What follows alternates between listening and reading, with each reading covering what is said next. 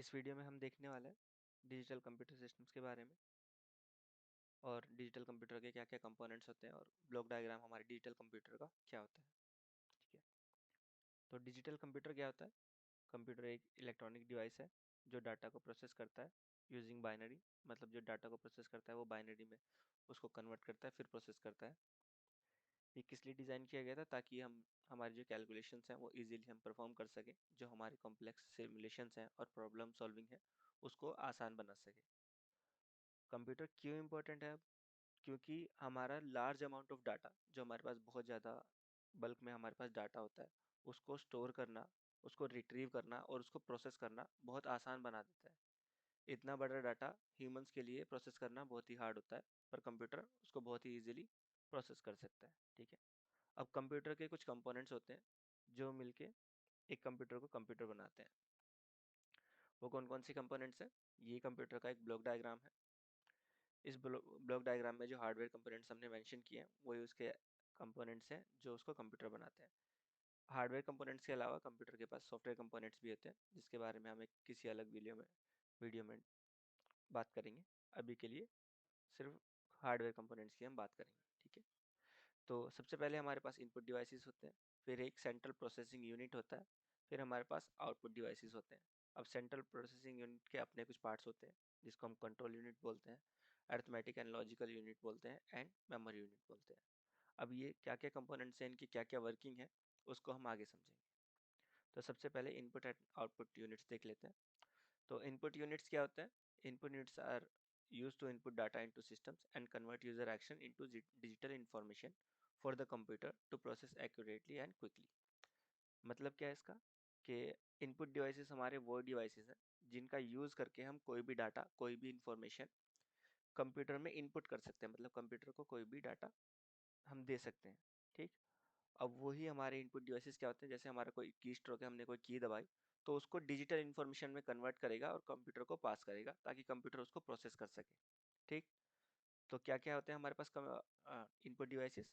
जैसे हमारे पास कीबोर्ड हो गया, माउस हो गया या स्कैनर्स हो गया या इनपुट पेन्स वगैरह हो गए, वो हमारे हैं इनपुट डिवाइसेस जो किसी भी तरीके का कोई भी इनपुट हमारे कंप्यूटर को देने का काम करते हैं। फिर हमारे पास आउटपुट यूनिट्स होते हैं।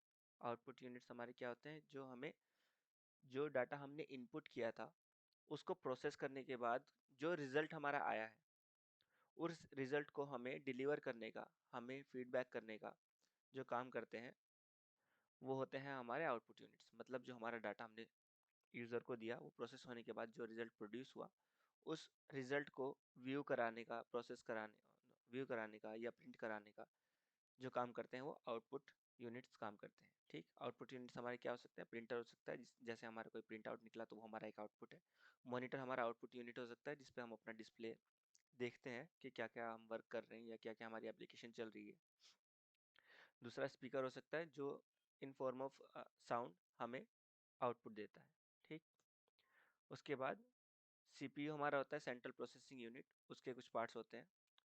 तो सीपीयू के पार्ट्स क्या क्या होते हैं? कंट्रोल यूनिट होता है, एएलयू होता है, arithmetic logical unit and memory unit. तो अब सीयू एंड एएलयू दोनों मिलके जो है सीपीयू का कोर बनाते हैं। मतलब control unit and arithmetic logical unit जब दोनों को हम साथ में कंबाइन करते हैं तो सीपीयू का कोर बनता है।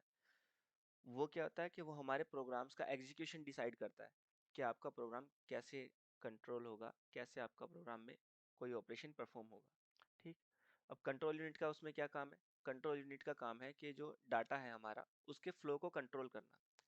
The control unit directs computer operations by interpreting instructions and managing data flow between components। मतलब एक कंपोनेंट से दूसरे कंपोनेंट तक हमारा डाटा कैसे पहुंच रहा है, उस चीज़ को कंट्रोल करने का काम जो है कंट्रोल यूनिट करता है। ये क्या करता है कि कंट्रोल सिग्नल्स जनरेट करता है। कंट्रोल सिग्नल्स किस लिए जनरेट करता है? ताकि हर कंपोनेंट को बता सके कि आपको क्या काम करना है।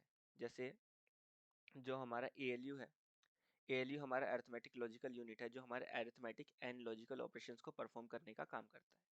लेकिन वो काम वो कब करेगा? जब कंट्रोल यूनिट कोई सिग्नल जनरेट करेगा और एएलयू को बताएगा कि ये काम आपको करना है। तो जो हमारा कंट्रोल यूनिट है वो क्या करता है? सिग्नल जनरेट करता है और एएलयू हमारा ऑपरेशंस परफॉर्म करने का काम करता है, अरिथमेटिक एंड लॉजिकल ऑपरेशंस। ठीक, और कंट्रोल यूनिट हमारा क्या करता है कि सिग्नल जनरेट तो करता ही है, उसके बाद जो ऑपरेशंस परफॉर्म हो रहे हैं उनको कोऑर्डिनेट भी करता है कि वो ऑपरेशंस जो है सही तरीके से परफॉर्म भी हो रहे हैं या नहीं। फिर हमारे आते हैं मेमोरी यूनिट। मेमोरी यूनिट हमारे क्या होते हैं? मेमोरी यूनिट हम यूज़ करते हैं स्टोरेज के लिए, ताकि हम अपने डाटा को स्टोर कर सकें या अपनी इंफॉर्मेशन को स्टोर कर सकें किसी भी वे में, टेम्परेरीली या परमानेंटली। ठीक। अब ये कि हम क्यों अपने डाटा को प्रोसेस करना चाहते हैं या क्यों अपने डाटा को स्टोर करना चाहते हैं, ताकि हम उसको फ्यूचर में यूज़ कर सकें या अपनी इंफॉर्मेशन को सेव करके रख सकें। ठीक। तो अब कंप्यूटर में मेमोरी कितने टाइप की होती है? मेमोरी यूनिट्स में हम मेमोरी के बारे में पढ़ते हैं, तो मेमोरी कितने टाइप की होती है? मेनली हमारे पास प्राइमरी मेमोरी और सेकेंडरी मेमोरी होती है। उसके अलावा हमारे पास रजिस्टर्स भी होते हैं एंड कैश मेमोरी भी होती है। अब प्राइमरी मेमोरी कौन सी मेमोरी है? प्राइमरी मेमोरी वो मेमोरी है जिसको हम मेन मेमोरी भी बोलते हैं, और जो हमारी रैम वगैरह होती है, रैम एंड रोम जो हमारी होती है। ठीक। अब ये वो मेमोरी है जिसको सीपीयू डायरेक्टली एक्सेस कर सकता है। अभी डाटा को परमानेंटली भी स्टोर कर सकती है और टेम्परेरीली भी स्टोर कर सकती है, बेस्ड ऑन कौन सी प्राइमरी मेमोरी हमने यूज की हुई है। जैसे रैम हमारे पास है, तो रैम में जो डाटा स्टोर होता है वो टेम्परेरीली स्टोर होता है। और रोम भी है, रोम भी प्राइमरी मेमोरी का एग्जांपल है, पर उसमें जो डाटा स्टोर होता है वो परमानेंटली स्टोर होता है। इसी तरीके से फिर हमारे पास सेकेंडरी मेमोरी है। सेकेंडरी मेमोरी हम जो है डाटा को परमानेंटली स्टोर करने के लिए यूज़ करते हैं, क्योंकि इसकी कैपेसिटी बहुत ज़्यादा होती है। इसके अलावा हमारे पास रजिस्टर्स होते हैं।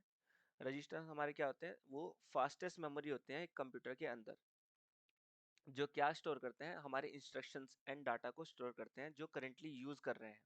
जो करेंटली हमारे इंस्ट्रक्शंस एंड डाटा जो हमारे करेंटली यूज़ में है, उसको प्रोसेस एंड स्टोर करने का काम करते हैं हमारे रजिस्टर्स। ठीक। ये क्या होल्ड करते हैं? Values like operands, address and results during calculations. ठीक। फिर हमारे पास कैश मेमोरी होती है।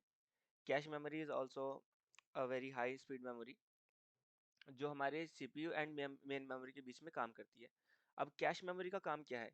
कि अगर कोई मेरा इंस्ट्रक्शंस है, कोई मेरा डाटा है जिसको मैं बार बार यूज कर रहा हूँ, तो मुझे बार बार उस डाटा को रिट्रीव करके लाना पड़ रहा है अपनी मेन मेमोरी से। अपनी मेन मेमोरी से बार बार मुझे उस डाटा को रिट्रीव करके लाना पड़ रहा है। मतलब रिट्रीव मतलब उस डाटा को मुझे वहाँ पे रीड करना है और उसको लेके आना है, ताकि मैं उसको यूज कर सकूँ। तो अब कैश मेमोरी क्या करेगी? जो मेरा डाटा मैं बार बार रीड कर रहा हूँ, उस डाटा को स्टोर कर लेगी, ताकि मुझे बार बार रीड करने के लिए रैम के पास ना जाना पड़े। तो मेरा जो उस डाटा को एक्सेस टाइम है वो मेरा डिक्रीज हो जाएगा। मैं उस डाटा को फास्टली एक्सेस कर पाऊंगा जो मेरा कैश मेमोरी में स्टोर होगा। ठीक। इसके बाद primary memory and secondary memory में हम डिफरेंस पढ़ लेते हैं। प्राइमरी मेमोरी जिसको हम मेन मेमोरी भी बोलते हैं, सेकेंडरी मेमोरी हम इसको ऑक्सिलरी मेमोरी भी बोलते हैं। ठीक है। प्राइमरी मेमोरी में हम जो डाटा स्टोर करते हैं, मोस्टली वो टेम्परेरी डाटा हम स्टोर करते हैं। अगर रोम को छोड़ दें, रैम की हम बात करें सिर्फ, तो हम जो डाटा प्राइमरी मेमोरी में स्टोर करते हैं वो टेम्परेरीली स्टोर करते हैं। और सेकेंडरी स्टोरेज में हम जो डाटा स्टोर करते हैं वो परमानेंटली लॉन्ग टर्म के लिए हम स्टोर करते हैं। प्राइमरी मेमोरी जो हमारी फास्ट होती है, fast in speed and responds quickly because it is directly connected to the CPU. Secondary memory हमारी स्लोअर होती है as compared to primary memory.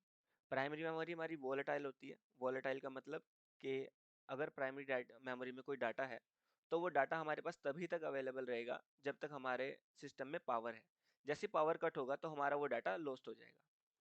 अब सेकेंडरी मेमोरी हमारी नॉन वैलेटाइल होती है, मतलब अगर आपके पास पावर है सिस्टम में तब भी आपका डाटा सेफ है, और आपका सिस्टम अगर पावर ऑफ हो जाता है उसके बाद भी आपका डाटा जो है वो सेफ रहेगा।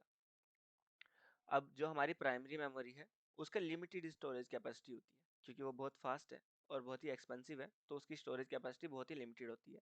जबकि सेकेंडरी मेमोरी में हम काफ़ी लार्ज कैपेसिटी, हम बहुत ही चीपर प्राइस पर खरीद सकते हैं। तो ये एक्सपेंसिव एंड चीपर हम मेंशन कर चुके हैं। अब प्राइमरी मेमोरी में हमारा रैम आता है, रोम आता है। सेकेंडरी मेमोरी में हमारा एच आती है, एस आती है, पेन ड्राइव आती है एंड सीडीज आती है। अब जो प्राइमरी मेमोरी में हमारा डाटा स्टोर होता है, वो कब स्टोर होता है? जब हमारा कोई प्रोग्राम रनिंग में हो या एग्जीक्यूशन में हो, तब हमारा वो डाटा उस प्रोग्राम के लिए स्टोर होता है प्राइमरी मेमोरी में। सेकेंडरी मेमोरी में हम कुछ भी अपना स्टोर कर सकते हैं, कोई सॉफ्टवेयर हो गया या कोई हमारी फाइल्स हो गई, इमेजेस वगैरह हो गई, या हमारा बैकअप फाइल्स हो गई, कुछ भी हम सेकेंडरी मेमोरी में स्टोर कर सकते हैं जो हमें फ्यूचर में काम आ सकता है। तो यही मेन डिफरेंस है प्राइमरी एंड सेकेंडरी मेमोरी के बीच में। Thank you.